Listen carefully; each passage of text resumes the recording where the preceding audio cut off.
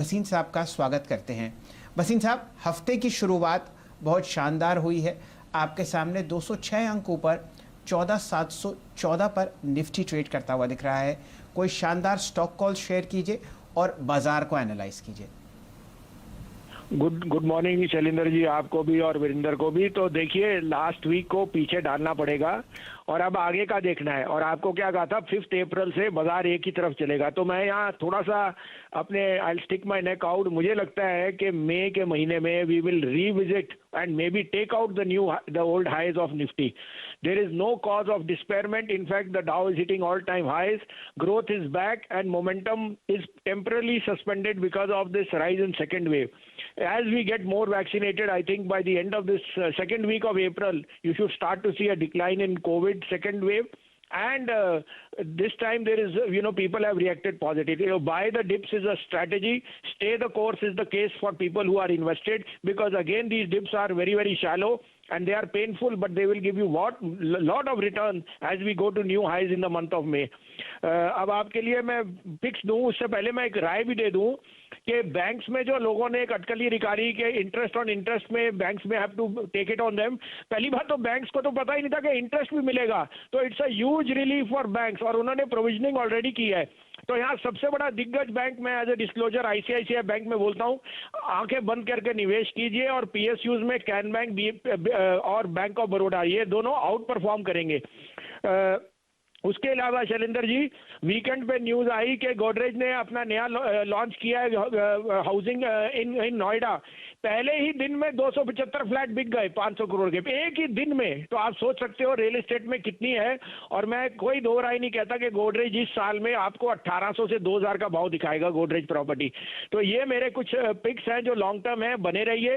PSUs में आपको BPCL में जो करेक्शन मिली because of the low dividend, वो it will be made up because Numaligarh की जो उनकी डिसइन्वेस्टमेंट है that is gone through. They have already pocketed 12,000 crore and I think the asset with a lot of favor from Sterlite and other large investors, there will be a huge gamut for this. So this is a 50% upside. In fact 650-700 तक का भाव जा सकता है BPCL. If you are a slightly longer term investor, this is the time to pick. आज के लिए दो बाइज हैं, एक गर्मी के माहौल का और एक फार्मा जो मेरा एवरग्रीन है, मेरे को लगता है यहाँ से आउट परफॉर्म करेगा। आप कहे तो मैं शुरू करूँ।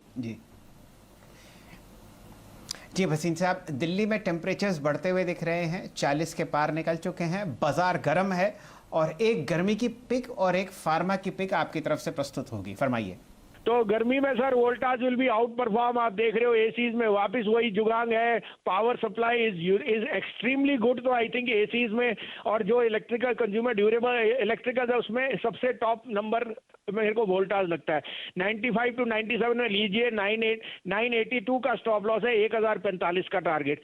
दूसरा बाय होएगा जो फार्मा ने कंसोलिडेट करना कर लिया। इसमें मेरे को सबसे ज्यादा पसंद ग्लेनमार्क है। उनका जो न्यू पोर्टफोलियो है इट इज आउट परफॉर्मिंग। वो कह रहे हैं aside from COVID the other portfolio is their new launches are outperforming। 460-61 का भाव है, 449 का स्टॉप लॉस रखिए, 490 से 495 का टारगेट।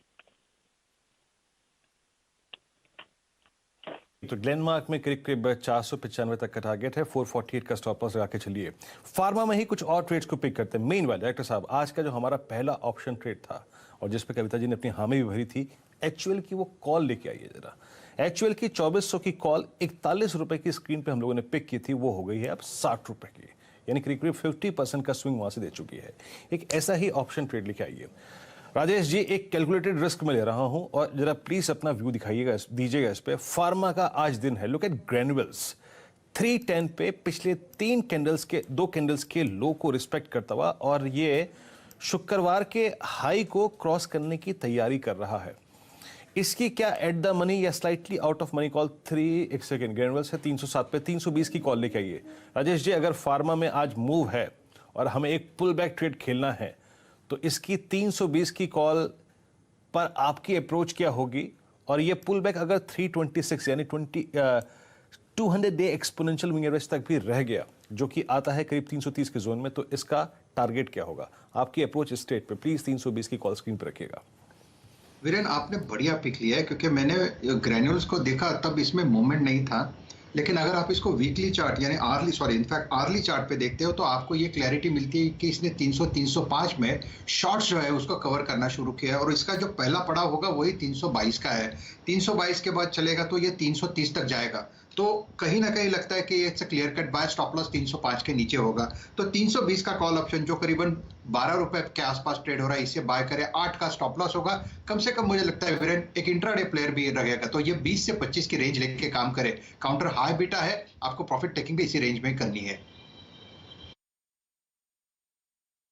नज़ारा के आईपीओ पे लिस्ट होने में सिर्फ और सिर्फ 3 मिनट बचे हैं और आपके सामने फिलहाल हमारे आरएचएस स्क्रीन में आपको तैयारी होती हुई दिखेगी। चेहरों पर हंसी है और क्यों ना हो।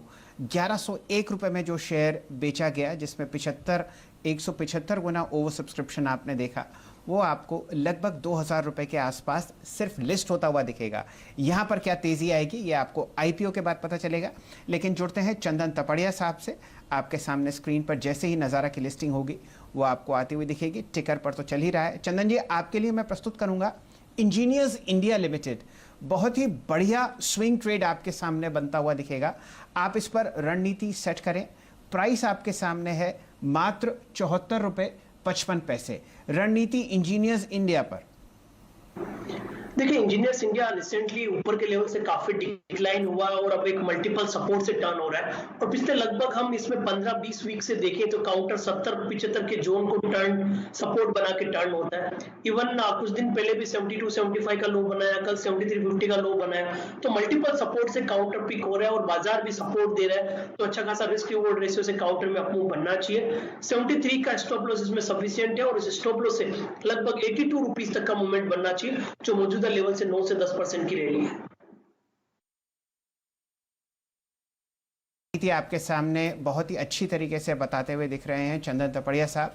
इंजीनियर्स इंडिया जो है आपको लगभग दिखेगा 74 रुपये के आसपास, लेकिन अगर आप इसका फाइनेंशियल्स देखें तो ये बहुत ही प्रॉफिट मेकिंग कंपनी है सरकार की।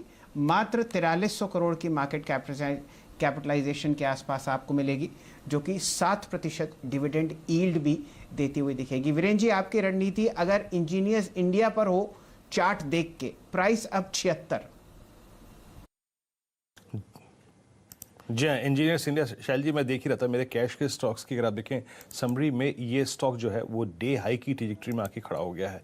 मैं इसको इनफैक्ट थोड़ा सा वीकली चार्ट्स पर भी देखना चाह रहा था। एक बार प्लीज़ इंजीनियर्स इंडिया जो है वो वीकली चार्ट्स के आधार पर जरा मैं पिक करना चाहूँगा। 7625 है। पहले मैंने वीकली चार्ट्स पे क्या आइडेंटिफाई किया, बहुत स्ट्रॉन्ग बेस 73-72 के जोन में,